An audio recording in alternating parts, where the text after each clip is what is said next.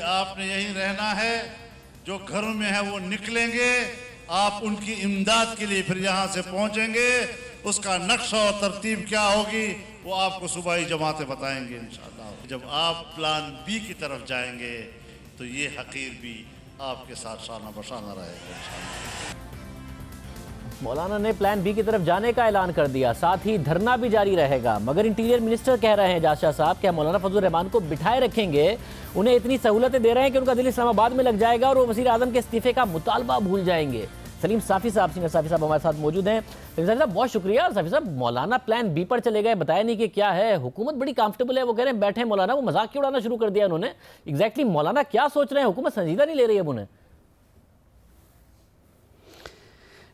हुकूमत मेरे ख़्याल में इसलिए संजीदा नहीं ली कि हुकूमत ज़्यादातर इन्वॉल्व नहीं है। जिस तरह नवाज़ शरीफ के मामले को हुकूमत संजीदा नहीं ले रही थी, लेकिन अब हुकूमत को समझ नहीं आ रही कि क्या करें। हुकूमत की भी एक वही गलती है जो हम तज्ज़िया निगारों की है कि हम मौलाना के धरने को आइसोलेशन में देख रहे हैं, शहबाज शरीफ साहब की एक्टिविटीज़ को आइसोलेशन में देख रहे हैं, नवाज़ शरीफ साहब की बीमारी को आइसोलेशन में देख रहे हैं। हालांकि मेरे नज़दीक ये सारे एक पैकेज का हिस्सा है। जो मौलाना फजलुर रहमान साहब जो उनका धरना शुरू हुआ था, दूसरी तरफ शहबाज शरीफ साहब और बिलावल भुट्टो के राब्ते बढ़ गए थे और मेरे ख़्याल में शहबाज शरीफ साहब अपने मामले को बड़ी हद तक मैच्योर भी कर चुके थे। तो जो शहबाज शरीफ साहब का प्लान है वो हतमी मरहले में दाखिल हो जाएगा नवाज़ शरीफ साहब और फिर उसके बाद मरियम नवाज़ साहबा के बाहर जाने के साथ।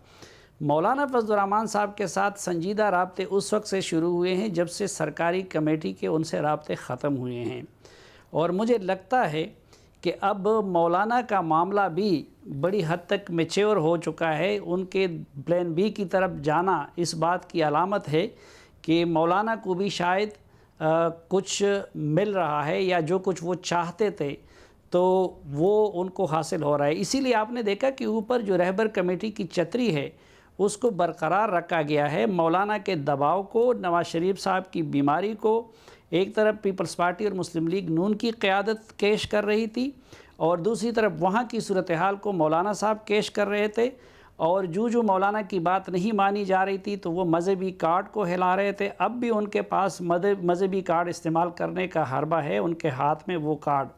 तो मुझे तो लगता है कि मौलाना भी बहुत कुछ हासिल करने जा रहे हैं, सरेदस्त इस्तीफ़ा नहीं, और बाकी अपोजिशन जमातें भी बहुत कुछ हासिल कर चुकी हैं। बहुत शुक्रिया साफ़ी साहब हमारे साथ मौजूद थे। और मौलाना मजहबी कार्ड के हवाले से मौलाना ने जो भी गुज़िश्ता दिनों तकरीरें की हैं उन तकारीर की मजम्मत ही की जा सकती है। ख़ुद बिलावल भुट्टो ज़रदारी सोचें, नून लीग सोचें कि वो प्लान बी में मौलाना के साथ क्या उन तकारीर के बाद हो सकते हैं और मुल्क की सियासत क्या इस तरह आगे बढ़ेगी जिस तरीके की तकारीर मौलाना कर रहे हैं। इजाज़त दीजिए, अल्लाह हाफ़िज़।